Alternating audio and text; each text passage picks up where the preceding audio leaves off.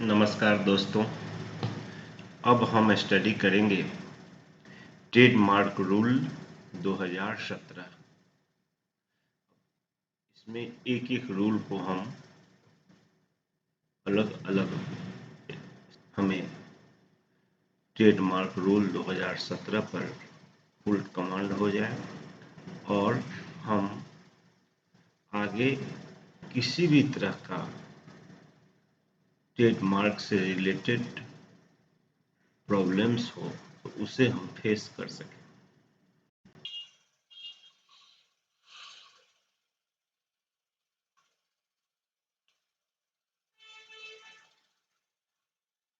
दोस्तों, trademark rule के slide section में आपका स्वागत है।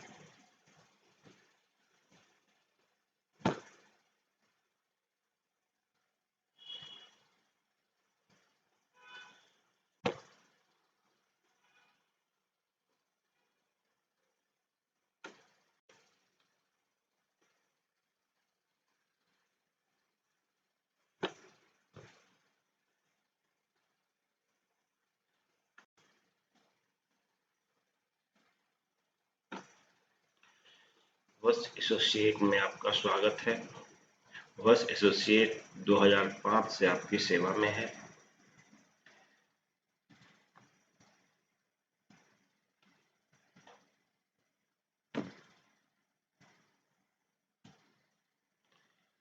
एडवोकेट मुकेश वत्स की तरफ से आपको हार्दिक शुभकामनाएं।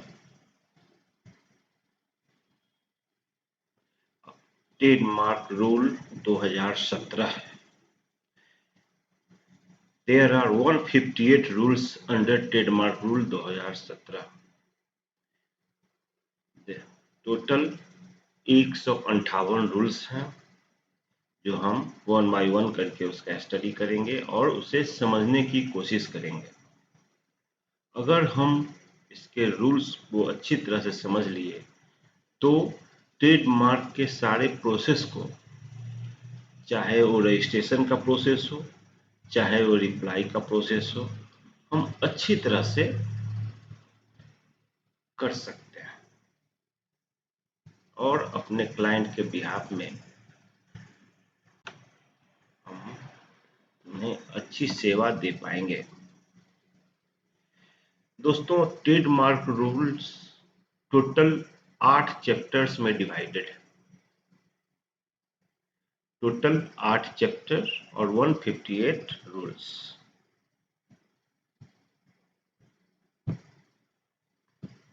जिसमें पहला चैप्टर है प्रिलिमिनरी चैप्टर, जिसमें 1 से लेके 22 रूल है। टोटल 22 रूल है फर्स्ट चैप्टर में, प्रिलिमिनरी में। इसमें हर एक्ट में, हर रूल्स में जो रूल नंबर 1 जनरली यही होता है कि दिस रूल में be called the trademark rule 2017। मतलब ये रूल ट्रेडमार्क रूल 2017 कहलाएगा। इसी तरह से जितने भी रूल्स हैं, चाहे वो इनकम टैक्स का हो, चाहे जीएसटी का हो, पहला यही होता है तो उस रूल का कमिटमेंट कहा जाता है कि भाई ये रूल ट्रेडमार्क रूल 2017 है। ट्रेडमार्क के केस में, उसी तरह से जीएसटी के केस में वो जीएसटी हो जाएगा, उसी तरह से इनकम टैक्स के केस में इनकम टैक्स हो जाएगा। और यहाँ पर फर्स्ट रूल में उसका नाम डाल दिया जाता है और यह जिस डेट से शुरू होता है उस डेट को बताया जाता है। तो पहला है कि these rules may be called the trademark rule 2017. They shall come into force on the date of their publication in the official gazette, which was March 6, 2017. 6 मार्च 2017 को ट्रेडमार्क रूल इंप्लीमेंट किया गया था। सो रूल 1 में यही है कि यह 6 मार्च 2017 से लागू हो गया और 6 मार्च 2017 के पहले जितने भी रूल्स है वो एप्लीकेबल 6 मार्च 2017 से नहीं रहेंगे या नहीं हैं। रूल 1 में यही है। रूल 2 डेफिनेशन है। This rule explains important legal definitions. It explains the definition of all terms related to trademark rules 2017. दोस्तों, इसमें ढेर सारे डेफिनेशंस हैं। अगर उसे मैं इस सेशन में कवर करता तो ये सेशन काफी लंबा हो जाएगा। रूल 2 के लिए मैं एक अलग से वीडियो बना दूंगा जिसमें केवल रूल 2 का एक्सप्लेनेशन होगा। उसमें जितने भी डेफिनेशंस हैं उसको मैं एक्सप्लेन कर दूंगा। और फिलहाल हम रूल 3 की ओर चलते हैं। Rule 3 principal place of business. Rule 3 में यह बताया गया कि you must maintain your main business address, मतलब आपको अपना मुख्य व्यापारिक पता बताना होगा। कोई भी बिजनेस जब शुरू किया जाता है तो उसका एक अपना एड्रेस होता है। तो उसी तरह से रूल 3 के अनुसार आपको अपना एक पता बताना पड़ेगा ताकि विभाग किसी भी तरह का कॉरेस्पॉन्डेंस आपके उस पते से कर सके, उस एड्रेस से कर सके। जैसे रूल 4 में है appropriate office. Application of trademark will goes to the correct trademark office. मतलब India has 5 trademark regional offices: Delhi, Mumbai, Chennai, Kolkata and Ahmedabad.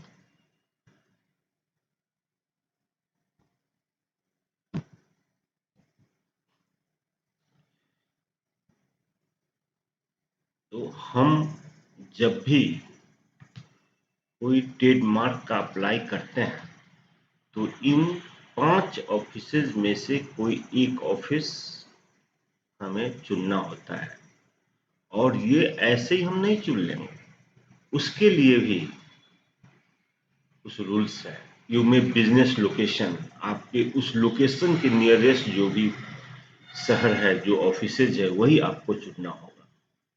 If you run a live business, factory or shop, the office is decided by the state where your main office is located. जैसे मान लीजिए कि हमारा factory या business place Bihar में है, तो हम जब भी ट्रेडमार्क फाइल करेंगे तो कोलकाता ऑफिस में ही करेंगे। बाय डिफॉल्ट ऐसा नहीं है कि हम बिहार में है तो दिल्ली ऑफिस सेलेक्ट कर लिए, चेन्नई ऑफिस सेलेक्ट कर लिए। नहीं, अगर हम बिहार में हैं तो हमें कोलकाता ही सिलेक्ट करना पड़ेगा। ये हम फिर आगे इस पॉइंट पर डिस्कस करेंगे कि किस लोकेशन के लिए कौन सा ऑफिस डिसाइडेड है।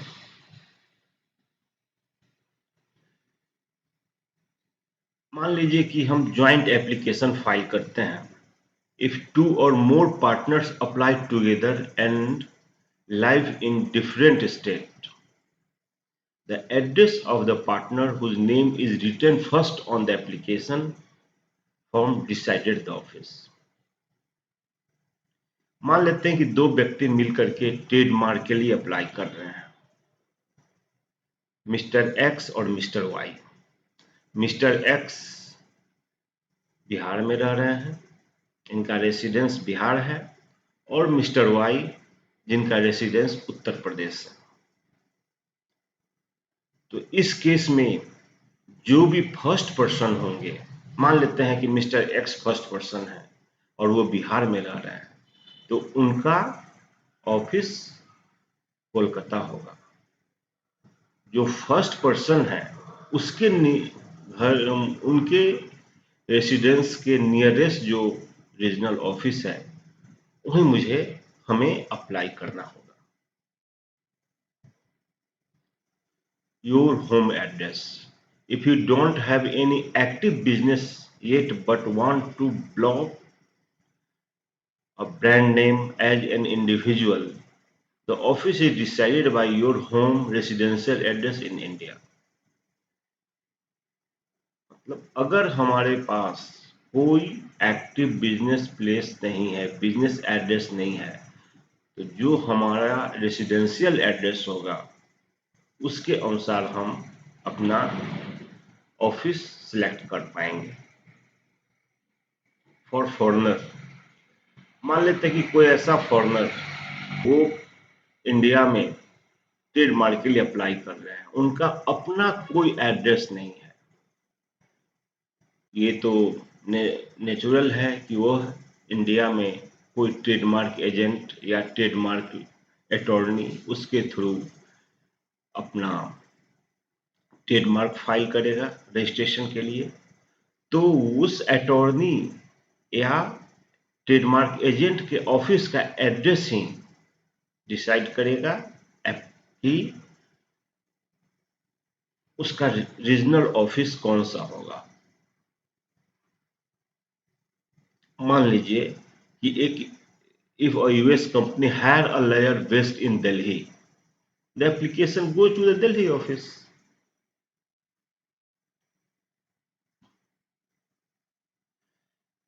अब है कि हमारा कौन सा ऑफिस किस स्टेट को कवर करता है, ये जानना बहुत जरूरी है, तभी हम अप्लाई कर पाएंगे और हमारा एप्रोप्रिएट ऑफिस क्या है ये समझ पाएंगे।